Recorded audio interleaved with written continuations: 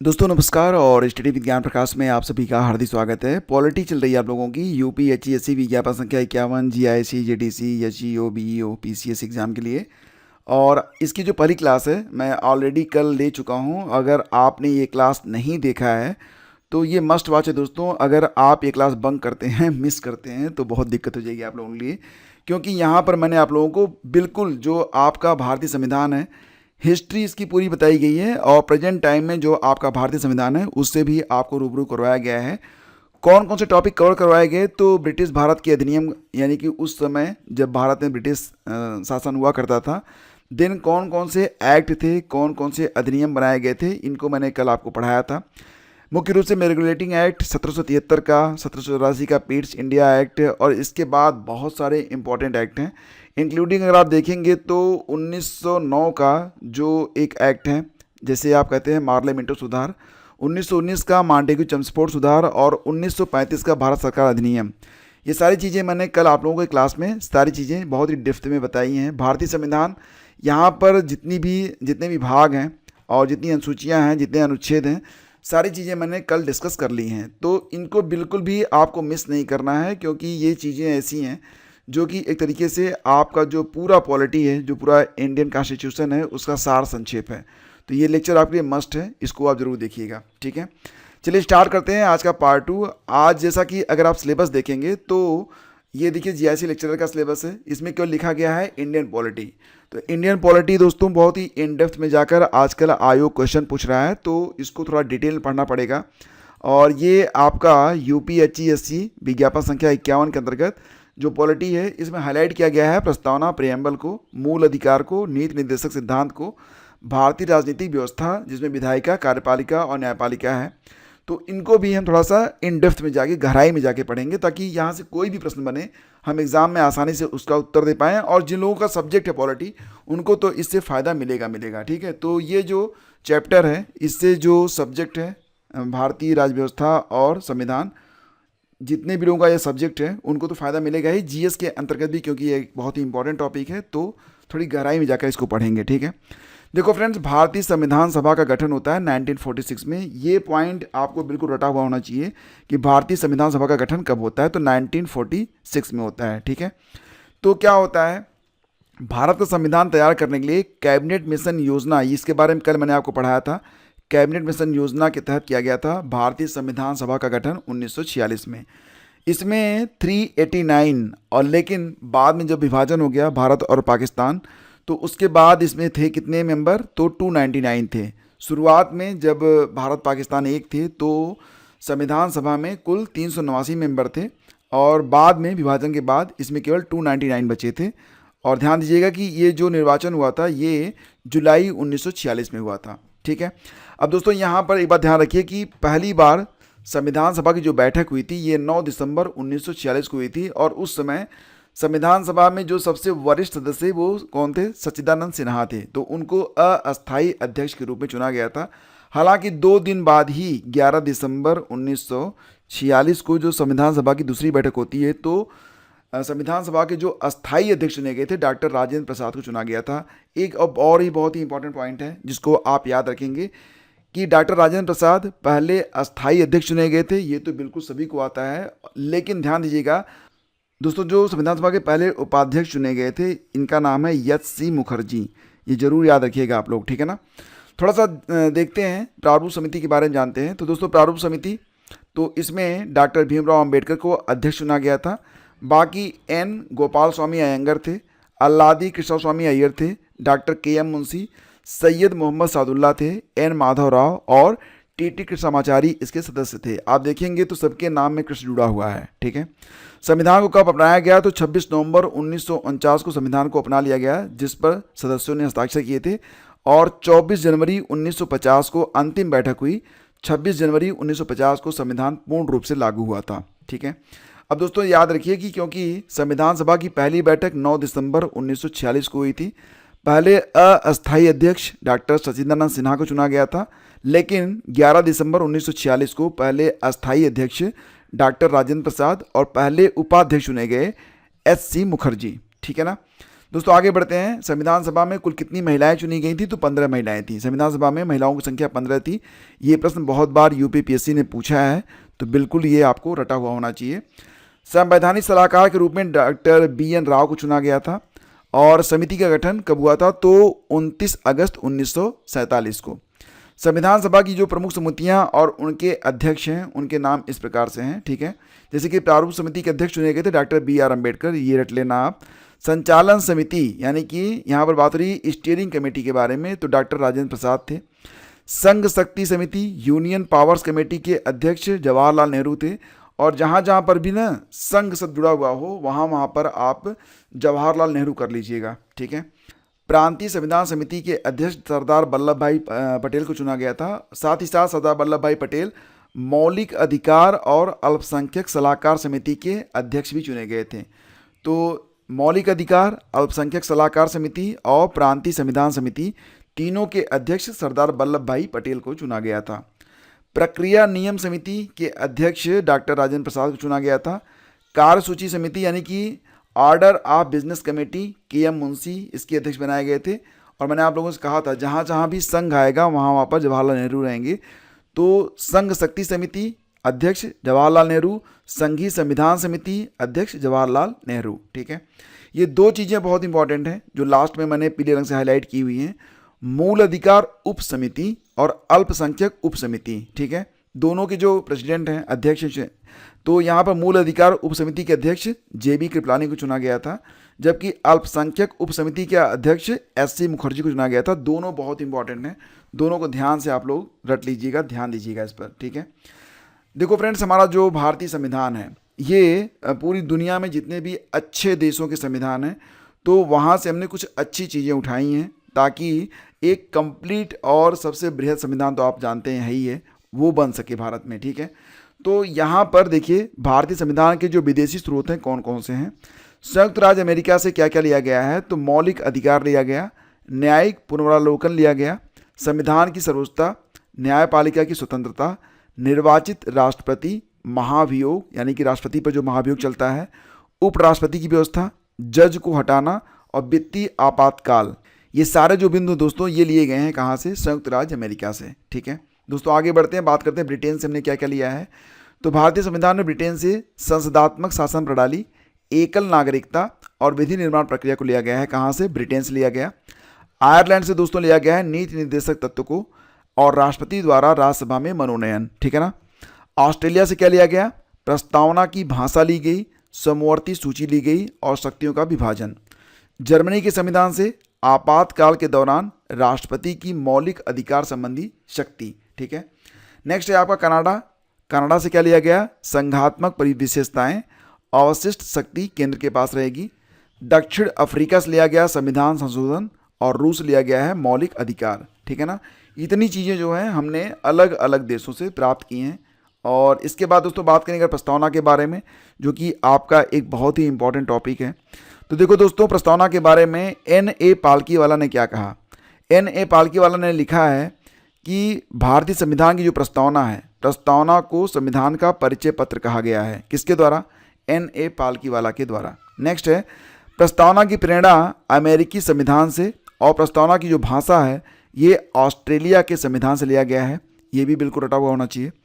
प्रस्तावना के मूल तत्व दोस्तों क्या है? तो देखिए यहाँ पर जो अधिकार स्रोत हैं प्रस्तावना में, यानी कि जो भारतीय संविधान है उसका जो अधिकार स्रोत है ये भारत के लोगों को माना गया है, भारत के लोग।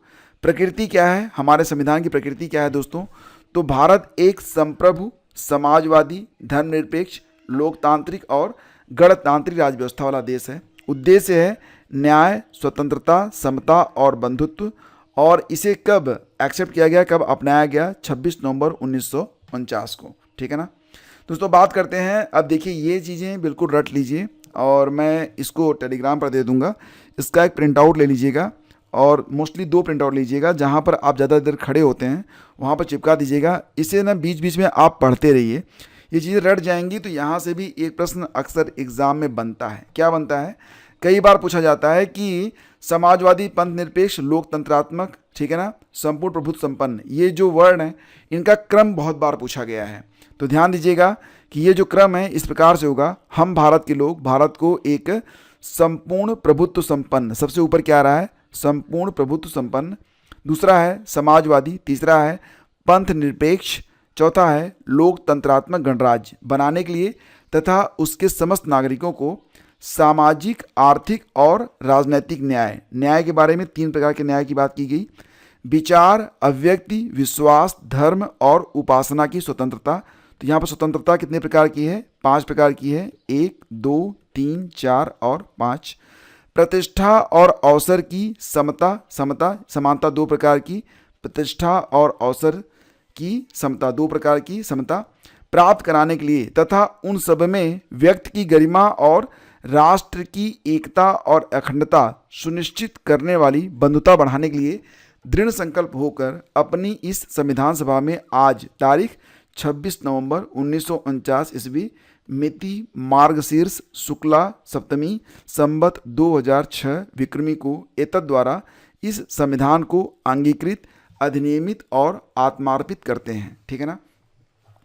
तो जो चीज़ें मैंने यहाँ पर भारत का जो संविधान है इसका जो उद्देशिका पढ़ते समय, प्रस्तावना पढ़ते समय जो चीज़ें मैंने आपको बताई हैं वो कई बार यूपीपीएससी की परीक्षाओं में पूछी गई हैं। तो जब भी आप इसे पढ़िए इससे आप बिल्कुल रट लीजिएगा। देखो फ्रेंड्स, यहाँ पर मैंने इनको कलेक्ट कर लिया है।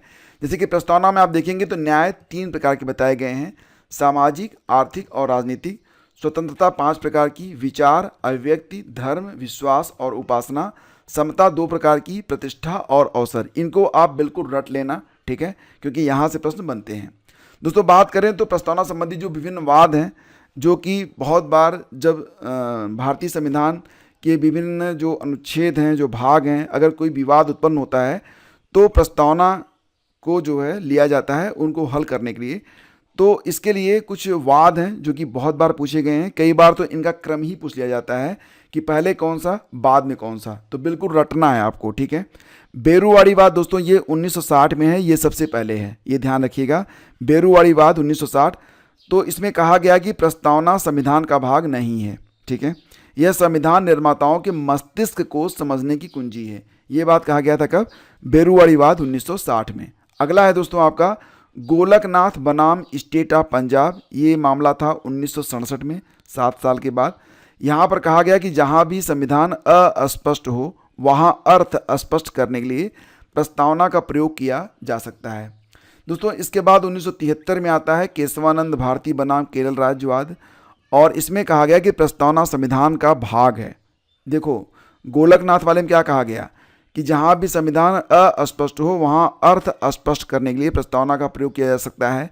लेकिन इसके पहले 1960 में जो बेरुवाड़ी बात था उसमें क्या कहा गया था, प्रस्तावना संविधान का भाग नहीं है। लेकिन केशवानंद भारती बनाम केरल राज्य 1973 में कहा गया कि प्रस्तावना संविधान का भाग है, ठीक है, और संसद इसमें संशोधन कर सकती है किंतु मूल ढांचे में परिवर्तन नहीं कर सकती है।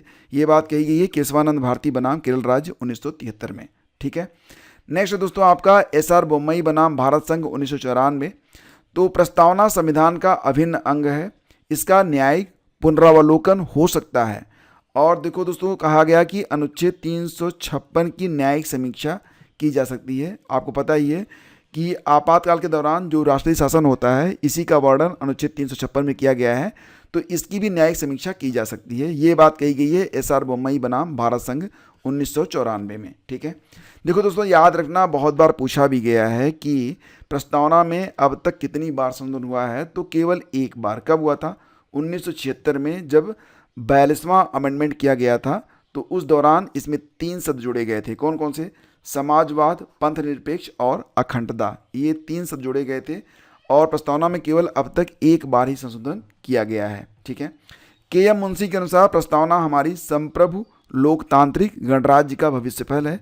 और सर अल्लाद कृष्ण स्वामी अय्यर ने क्या कहा कि संविधान की प्रस्तावना हमारे दीर्घकालिक सपनों का विचार है, ठीक है ना। अब दोस्तों बात करते हैं कुछ महत्वपूर्ण संवैधानिक संशोधन के बारे में, जहां से प्रश्न अक्सर एग्जाम में पूछे जाते हैं।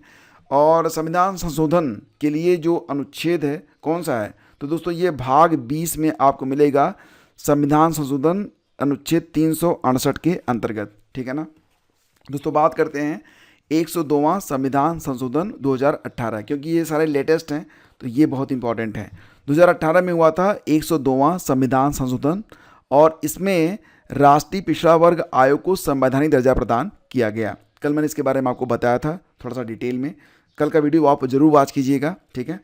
इसके बाद दोस्तों 2019 में क्या आता है, 103वां संविधान संशोधन, जिसमें EWS की बात की गई। आपको पता ही है वर्तमान समय में EWS को 10% का जो रिजर्वेशन मिलता है, ये 2019 में 103वां संविधान संशोधन के माध्यम से मान्य किया गया था। नेक्स्ट है आपका 104वां संविधान संशोधन, ये हुआ अगले साल 2020 में, जिसमें लोकसभा विधानसभा में SC ST का जो आरक्षण है इसे 10 साल बढ़ाया गया।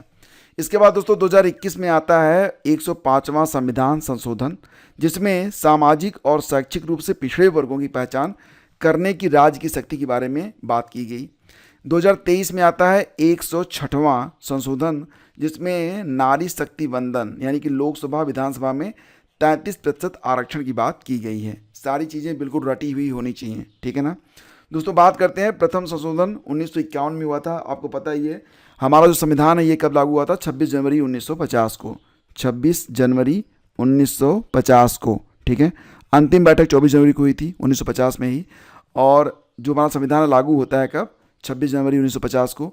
इसके बाद 1951 में ही पहला संशोधन इसमें किया गया, भूमि सुधार संबंधी, और 9वीं अनुसूची को इसमें जोड़ा गया था। ध्यान दीजिएगा 7वां संशोधन जो है, अब ध्यान देना यहाँ पर कि ये 9वीं अनुसूची है, ठीक है ना, 9वीं अनुसूची है। तब मूल संविधान में कितनी अनुसूचियाँ थी, केवल 8 थी, कल मैंने आपको बताया था।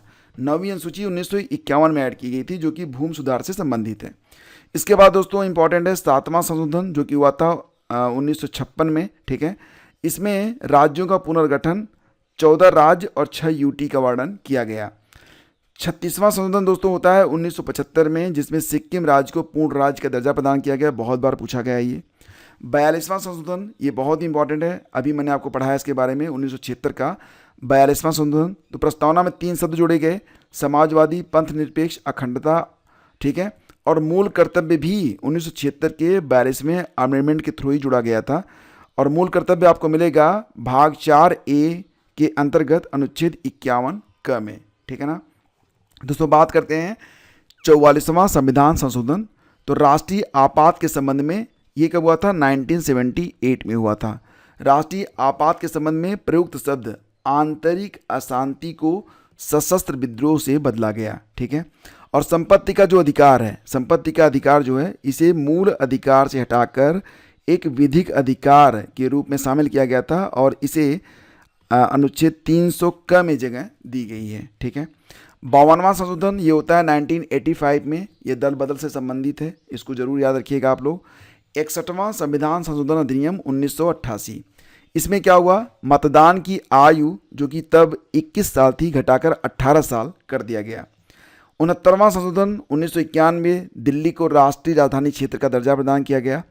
और 73वां संशोधन 1992 में होता है। ध्यान देना 73वां और 74वां दोनों ही संशोधन जो थे ये 1992 में ही हुए थे, और इसके थ्रू भाग 9 और भाग 9 क जोड़े गए। भाग 9 में अनुसूची 11 को जोड़ा गया, 9 क में अनुसूची 12 को जोड़ा गया। अनुसूची 11 दोस्तों ये पंचायती राज से संबंधित है, अनुसूची 12 दोस्तों ये नगर पालिका से संबंधित है। तो 73वां और 74वां संशोधन ये 1992 में होता है, भाग 9 में ही मिलेंगे आपको, और इसमें पंचायती राज और नगर पालिका के बारे में बात की गई है। इसके बाद 2002 में आता है 86वां अमेंडमेंट, ठीक है। तो इसमें क्या किया गया, ये बहुत ही इंपॉर्टेंट है, इसे 5 स्टार मार्क कर लेना, बहुत बार पूछा गया है।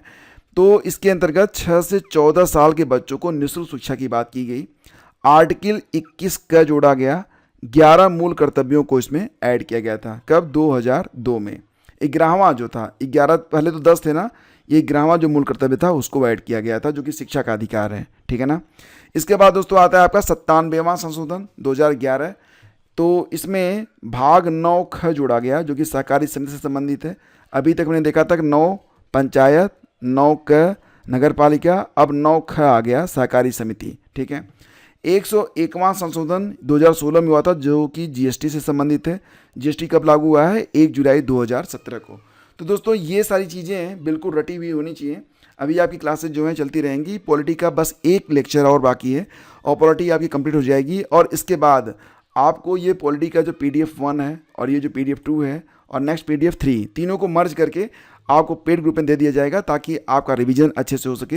एग्ज़ाम से पहले आप इस लेक्चर को ज़रूर देख लीजिएगा और लेक्चर कैसा लगा प्लीज़ बताइए कि आपको ये लेक्चर अच्छा लगा, नहीं लगा, या समझ में नहीं आता है, या जो भी आपको अच्छाई बुराई नज़र आती हो ना, ज़रूर बताया करें ताकि इम्प्रूवमेंट किया जा सके। थैंक यू, मिलते हैं आपसे अगले वीडियो में। Have a great day. जय हिंद।